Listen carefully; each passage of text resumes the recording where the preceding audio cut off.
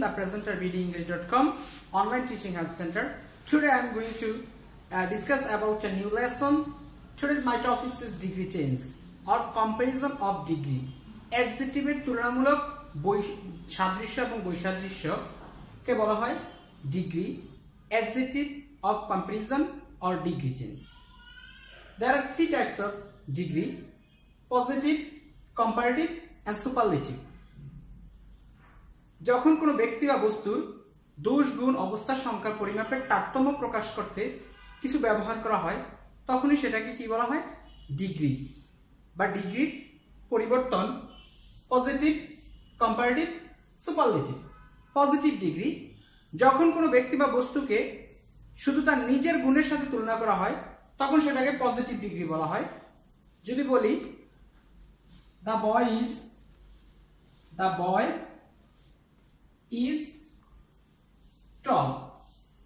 In this sentence, the boy is tall. শুধু বালকটির গুণের কথা বালকটির সাথে তুলনা করা হয়েছে। The boy is tall. Then comparative. The boy is taller than Rohit. The boy is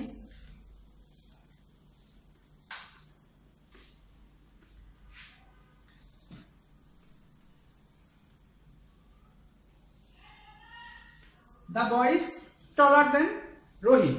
বালকটি রহিমের চাইতে লম্বা। অন্য একজন বালকের সাথে তার লম্বার তুলনা করা হয়েছে। This is the comparative degree. Then superlative degree. যদি এই বালকটিকে সবার সাথে তুলনা করা হয় তখন হবে superlative degree. He is the tallest boy. He is the tallest boy in the class. এখন আমরা যদি তিনটা সেন্টেন্সকে বিশ্লেষণ করি তাহলে দেখতে পারবো যে পজিটিভ ডিগ্রি যখন কোনো ব্যক্তিকে তার নিজের সাথে নিজের গুণের তুলনা করা হয় তখন সেটা হচ্ছে পজিটিভ ডিগ্রি। যখন কোনো অন্য ব্যক্তির সাথে তার নিজের গুণকে তুলনা করা হবে তখন সেটা কম্পারেটিভ ডিগ্রি। আর যখন সবার সাথে তার নিজের গুণকে তুলনা করা হবে তখন সেটা হচ্ছে superlative degree. The boy is tall. The boy is taller than Rohit. He is the tallest boy in the class. প্রথম সেন্টেন্সটিতে বালকটির নিজের গুণকে নিজের সাথে তুলনা করা হয়েছে। দ্বিতীয় সেন্টেন্সটিতে তার লম্বার দূরত্বকে রহিমের সাথে তুলনা করা হয়েছে এবং তৃতীয় সেন্টেন্সটিতে তাকে ক্লাসের সকল ছেলেদের সাথে তুলনা করা হয়েছে। এই হচ্ছে ডিগ্রি।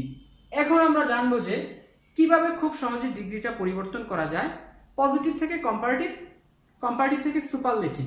পজিটিভ, কম্পারেটিভ এবং সুপারলেটিভ তিনটাকে কিভাবে পরিবর্তন করা যায় খুব সহজে ডিগ্রি চেঞ্জ করার সহজ নিয়মগুলো আমরা প্রথমে জেনে নিই। সিঙ্গুলার আর প্লুরাল। প্রথমে ধরতে হবে একটা সেন্টেন্সের সিঙ্গুলার এবং প্লুরাল রূপ, দেন ডিগ্রি চেঞ্জ করতে হবে। সিঙ্গুলার এবং প্লুরাল। সিঙ্গুলার হলে কতগুলো বৈশিষ্ট্য হবে এবং প্লুরাল হলে কতগুলো বৈশিষ্ট্য হবে। শুধুমাত্র এই 6টা বৈশিষ্ট্য দিয়ে খুব সহজে ডিগ্রি চেঞ্জ করা যায়। এখন আমরা দেখব কিভাবে খুব সহজে এই 6টা নিয়ম দিয়েই আমি ডিগ্রি পরিবর্তন করতে পারি। পজিটিভ, যদি কোনো সেন্টেন্স সিঙ্গুলার হয় তাহলে পজিটিভে হবে নো আদার। তারপরে সেন্টেন্সে একটা সিঙ্গুলার ভার্ব থাকবে ইজ। আর সিঙ্গুলারের পজিটিভ সেন্টেন্সের বৈশিষ্ট্য হচ্ছে এস ডট ডট এস অথবা সো ডট ডট এস। এখান থেকে আমরা যে কোনো একটা ব্যবহার করলেই হবে, তারপরে বাকি অংশ। কিন্তু পক্ষান্তরে প্লুরাল সেন্টেন্সের পজিটিভে হবে ভেরি ফিউ। আর এখানে একটা প্লুরাল ভার্ব থাকবে আর থাকবে কি এস ডট ডট এস অথবা সো ডট ডট এস। এটা হচ্ছে পজিটিভ সেন্টেন্সের রূপ, তারপরে বাকি অংশ। দেন কম্পারেটিভ ডিগ্রি। কম্পারেটিভ যদি সেন্টেন্সটা সিঙ্গুলার হয় তাহলে হবে দেন এনি আদার, আর যদি প্লুরাল হয় তাহলে হবে দেন মোস্ট আদার। সুপারলেটিভ।